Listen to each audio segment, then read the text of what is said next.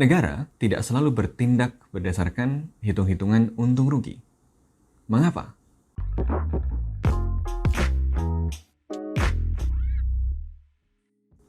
Kepercayaan bahwa negara atau aktor dalam hubungan internasional itu bertindak berdasarkan kalkulasi untung rugi ini merupakan satu kepercayaan yang sangat kuat dalam kajian hubungan internasional, baik yang dilakukan di ruang-ruang akademik maupun di dalam analisis warung kopi.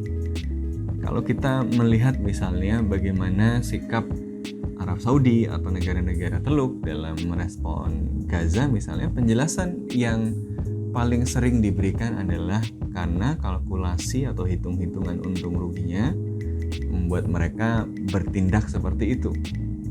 Ada konsekuensi yang diterima oleh Arab Saudi misalnya ketika dia mengikuti seruan untuk memblokade suplai senjata atau memblokade minyak ya, untuk Israel atau sekutu yang mendukungnya. Karena kalkulasinya adalah bahwa cost-nya lebih tinggi, biayanya lebih tinggi dibanding manfaat atau benefit yang diperolehnya bagi kepentingan nasional si Arab Saudi, maka Arab Saudi tidak melakukan itu sehingga dia menggagalkan usulan resolusi di Liga Arab misalnya yang menyerukan blokade. Nah, jadi negara diasumsikan adalah sebagai aktor yang rasional yang kemudian menentukan tindakannya berdasarkan perhitungan untung rugi dari tindakan yang dilakukannya itu. Nah, ini yang kemudian kita sebut sebagai logics of consequences, ya, logika konsekuensi, bahwa setiap tindakan itu ada konsekuensinya, dan konsekuensinya itu artinya ada harga yang harus dibayar, ada biaya yang harus dikeluarkan, ada dampak yang harus dirasakan, dan ada manfaat yang kemudian diperoleh. Negara bertindak berdasarkan timbangan-timbangan ini. Inilah yang mendasari berbagai perspektif dominan dalam hubungan internasional. Realisme atau neorealisme lebih spesifiknya misalnya melihat bahwa kenapa kemudian kita bisa mencegah terjadinya perang ketika ada perbedaan kekuatan yang sedemikian besar, ada satu hegemon di dalam sistem. Bukan karena hegemonnya baik, tidak butuh hegemon baik untuk menciptakan situasi yang stabil. Yang dibutuhkan adalah hegemon yang sangat kuat, sehingga kekuatan yang lain ketika dia mau mengganti stabilitas, ya, mau mengganti pembagian kekuasaannya, mau mengganti pembagian sumber dayanya, dia menghitung bahwa kalau saya menantang si hegemon ini, kemungkinan saya untuk menang sangat kecil. Ngapain saya melawan? Nah, ini perhitungan yang rasional. Jadi aktor itu semuanya sama, semuanya rasional, semuanya berhitung berdasarkan untung rugi. Tidak hanya realisme atau neorealisme yang berpandangan demikian, liberalisme atau neoliberalisme juga percaya hal yang sama. Oke, betul memang sistem internasional yang anarki itu membuat kita sulit kerjasama, tapi dalam kondisi-kondisi tertentu ternyata bekerjasama itu lebih menguntungkan, dan karena dia lebih menguntungkan dia dilakukan. Nah, inilah yang kemudian seringkali menjadi asumsi utama dalam analisis hubungan internasional. Tapi tidak semua pengkaji hubungan internasional percaya bahwa negara adalah aktor yang rasional, atau bahwa aktor dalam hubungan internasional itu selalu berhitung berdasarkan logics of consequences. Ada yang percaya bahwa tindakan aktor didorong oleh apa yang disebut sebagai logics of appropriateness atau logika kepantasan. Kalau logic of consequences itu ditentukan oleh hitung-hitungan konsekuensi, cost dan benefit, untung rugi.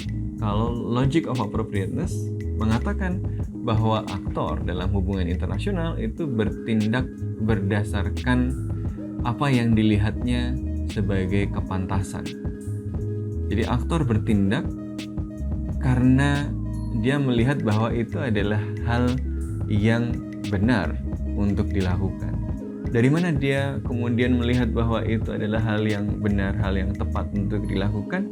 Dari proses sosialisasi, dari proses interaksinya.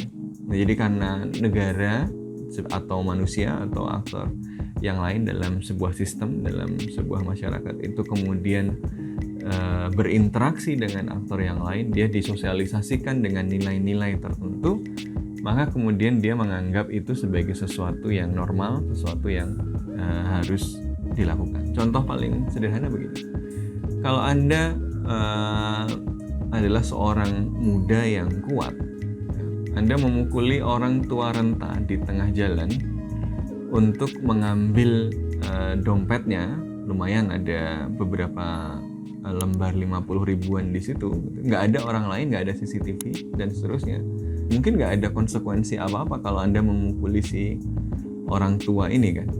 Tapi Anda juga tidak melakukan hal itu. Kenapa? Karena sejak kecil Anda sudah disosialisasikan bahwa mukulin orang tua nanti bisa kualat gitu kan. Inilah yang kemudian disebut sebagai logic of consequences. Maka perilaku negara itu tidak selalu rasional. Dan bahkan apa yang disebut sebagai rasionalitas tadi itu kemudian berada dalam sebuah ruang yang tergantung pada proses interaksi sosial tadi gitu ya. Kepentingan nasional tidak given artinya apa? Artinya dia bisa berubah, artinya dia adalah sesuatu yang dibentuk oleh sesuatu yang lain yang terus berkembang. Ya misalnya ketika gagasan soal hak asasi manusia atau gagasan soal lingkungan itu belum muncul, ya maka negara-negara tidak menganggap dan tidak memasukkan misalnya kerjasama lingkungan atau upaya-upaya yang kemudian sebenarnya memunculkan cost. Tapi karena kemudian ada kampanye yang kuat yang kemudian membuat negara-negara menginternalisasi satu nilai tertentu, maka perilaku negara kemudian mengalami perubahan, bahwa tidak setiap saat negara misalnya digerakkan oleh norma atau ide atau identitas tertentu yang dikonstruksikan, itu tidak otomatis menunjukkan bahwa negara hanya bergerak berdasarkan kalkulasi untung rugi. Mana yang Anda percayai? Mana sih yang sebenarnya lebih menjelaskan perilaku aktor-aktor dalam hubungan internasional hari ini? Apakah logic of consequences atau logic of appropriate?